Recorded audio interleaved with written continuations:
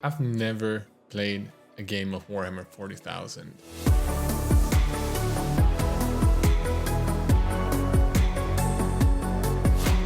Hey everyone, you're watching Squidmar Miniatures. I am Emil. I've never played a single game of Warhammer 40,000 and I've never really owned a real Warhammer 40,000 army. But I've always enjoyed painting 40k models. And a few weeks back I got sent models from some viewers, or actually I got models from two separate ones. And these were the old Warhammer 40,000 Rogue Trader, late 1980s, early 90s Space Orcs. And these few models were just enough to get me inspired to go on the internet, start looking at the old Warhammer 40k books, at the old Space Orc books and the old Space Orc models. And everything, the books, the lore, the figures, the artworks, all of it is glorious. And truth be told, I don't think I've been this excited about starting Warhammer, painting Warhammer figures, starting a Warhammer army since pretty much when I got back to Warhammer 2.5 years ago. But to understand why I've been involved in Warhammer for over 20 years but never played a single game of Warhammer, we need to go back to Emil. Not this one, that one.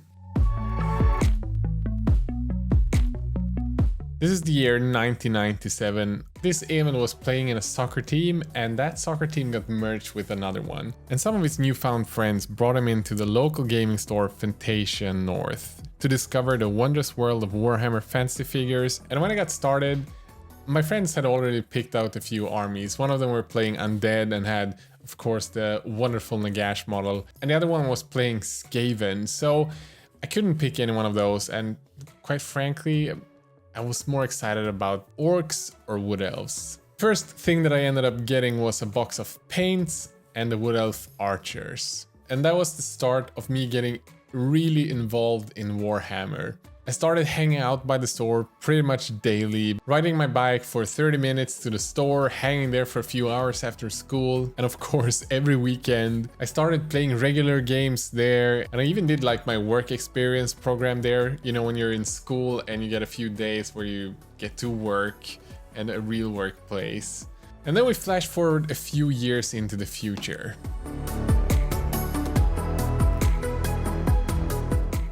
Even as a kid with next to no budget, my eyes started wandering to new armies, because having just one army of Warhammer wasn't enough. My eyes started wandering to Space Orcs. Maybe it was the cool conversions, maybe it was the cool models and boxes you saw in the store, or maybe it was all of the epic builds that people did in White Dwarf. To be honest, I can't remember, but I remember thinking that the orcs were amazing. So it took me a few months of saving and planning, and I finally picked up the Space Orc War Boss, made completely out of metal. I think I picked it up around 99 or 2000. To be honest, the years are kind of a blur, but around that era. It was a huge piece cast in the finest metal, ready to be painted. And this was one of the figures that I was most happy about, most proud of in terms of painting quality. I really felt like I hit a new stride, learning how to dry brush and learning how to paint different techniques. I also remember getting 2 painting prizes in the Youngblood painting competition. And I think this Space Orc got me a 2nd place in one of the painting competitions. One thing we all can agree on, if you're a Space Orc, you're probably a big fan of this week's sponsor, private internet access. Because if you're an orc living on Ulanor, you probably know that the Imperium of Man is constantly putting out new sweet TV shows on Space Netflix, Space HBO and 40k Hulu. Hit shows as Emperor Strikes Back, Blue is the New Black and Stranger Terminator Things Season 4 that just can't be reached from this orky little home planet. Using PIA, this lovely little orc named Spiky Eddie knows full well that he can change his location from Ulanor to Terra in a matter of seconds to get full access to all of these shows not available on their home planet. For me, using private internet access have been a breeze, giving me access to 10,000 servers in 70 different countries. They are a leading no-log VPN service who's been deemed PC Mag's editor's choice. Did you hear that? No logging ever. So if you're like me and you want a little bit of extra privacy, you can go through my link to support my channel and get 77% discount and 3 months extra. And if you don't like it, there's a 30 days money back guarantee. With that, back to the orky stuff. The second orc model I picked up was the Runt Herd, because I knew I wanted Gretchen, because Gretchen were amazing. And then, out of the blue, from nowhere, my dad was talking to his former boss that he had at that time, and his son had been playing Warhammer years before that and really didn't care about the figures that he had. So I was giving my dad's boss son's Space Orc collection. It wasn't a huge collection, but it was enough to get me really excited. So I also got the Space Orc Codex that was available back then, and it was enough to invigorate me to actually plan to start a 40k army. I had a set of maybe 20 Space Orc Gretchen, I had a few of the old plastic Goths, I had the Runt Herd, I had some dude Meganob with armor, I think it's called, and I also got one of the figures that I was most excited about out of all of the Space Orc models I had. I didn't know what it was, but going back and looking at photos, I realized that it was a Rogue Trader Nob in Mega Armor. And these Rogue Trader Orcs, I had no idea what they were, I had no idea where they came from, but visually these spoke to me even more than the 40k Orcs that was available in the store at that time. Unfortunately,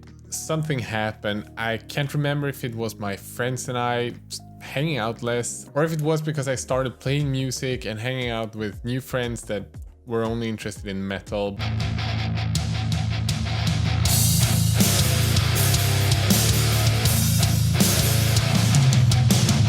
Something happened and everyone just stopped playing Warhammer. Everyone I hung out with just stopped collecting and playing games, and there I was, not as inspired anymore.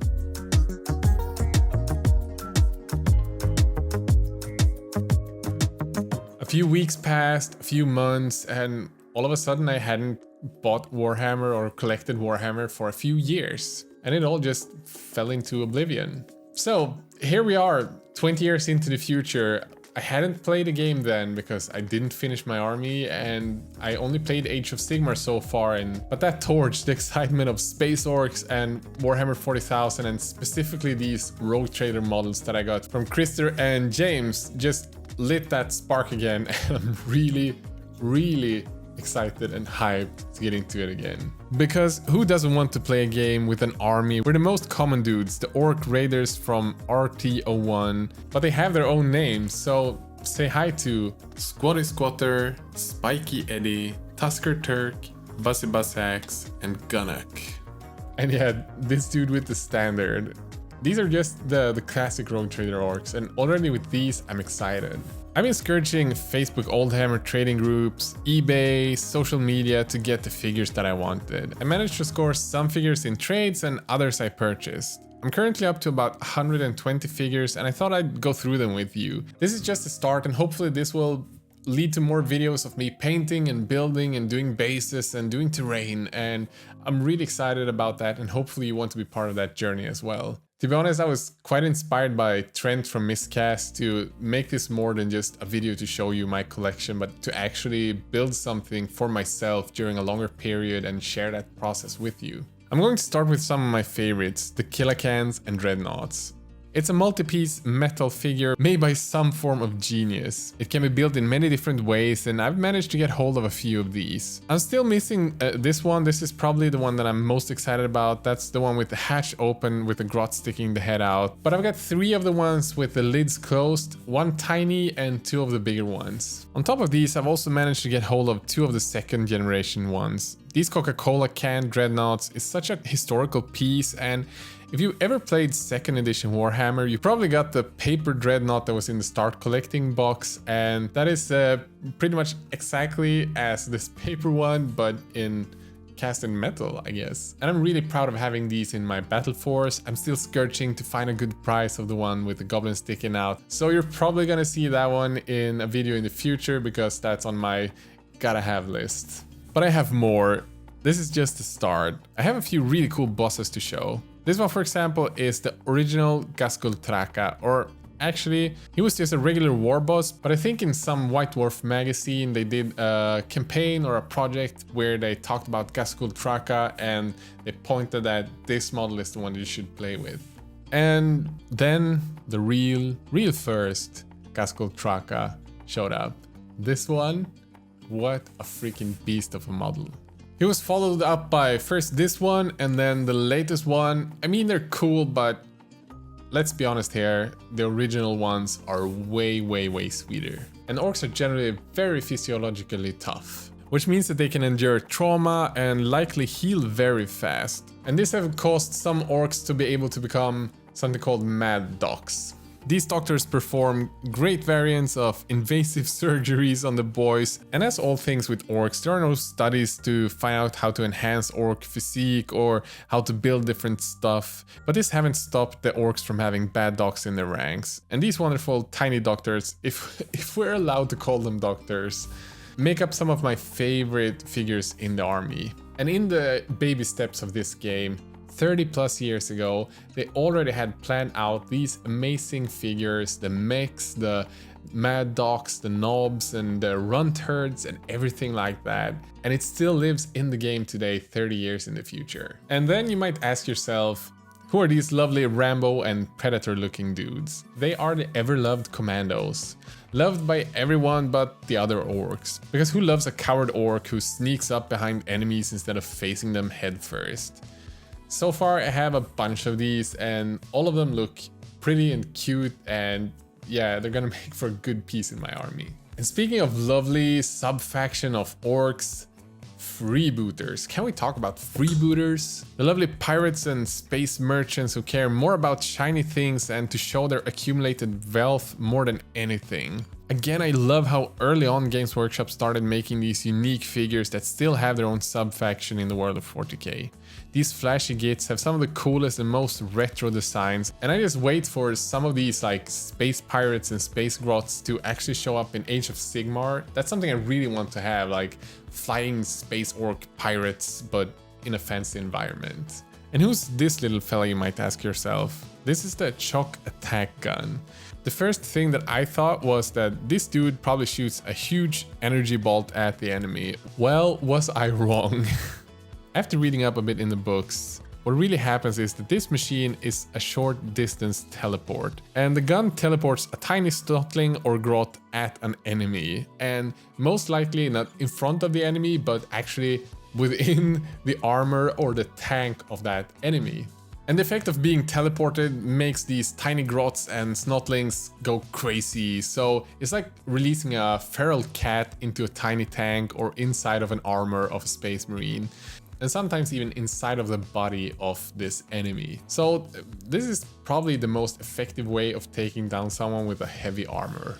Let's jump into another one of my favorite type of orcs, or at least in terms of design, the mechs. These old mechs have an acquired skill for building machinery and big stuff that orcs can carry around on the battlefield. Like most armies that build stuff made from science and collected knowledge of technology, these mechs improvise their builds, and by sheer will, meaning that they want it to work and believe it will, so it does. And you know what? I love this about orc lore. Just slapping stuff together, improvising, taking bits together that almost fits, and all of a sudden it just works. And in the army, I've also talked about these wonderful runt herds. I've got a few of them now, and I'm currently again looking for snotlings and scouring different Facebook groups to see if I can find some of these metal snotlings to fit with my runt herds. And this is just the start of something that, as I mentioned, I hope will grow. I hope I will have a lot of fun with this coming fall and maybe spring to build. During the times that I do videos, you'll see a few videos of space orcs coming up, or maybe building terrain for space orcs, and I hope you're as excited as I am about this. I have some war bikes that I need to get. The thing that I'm kind of trying to figure out how to do to make it fit is the flying ships, the spaceship, Wasum Blasted, and all of that.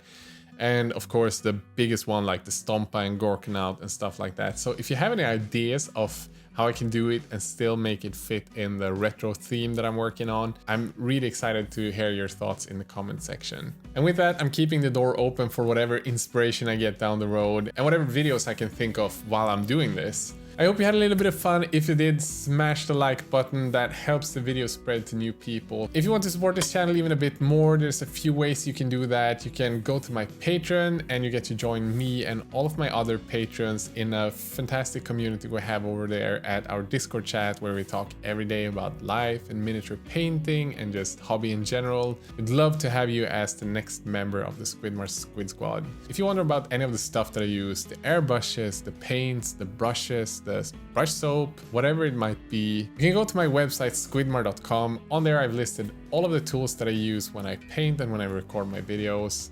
If you follow those links, Amazon kicks a bit of money back to the channel, so that is a great way of supporting this channel without costing you anything extra. A massive shout out to my top Patreon supporters. And with that said, have a great day. Bye.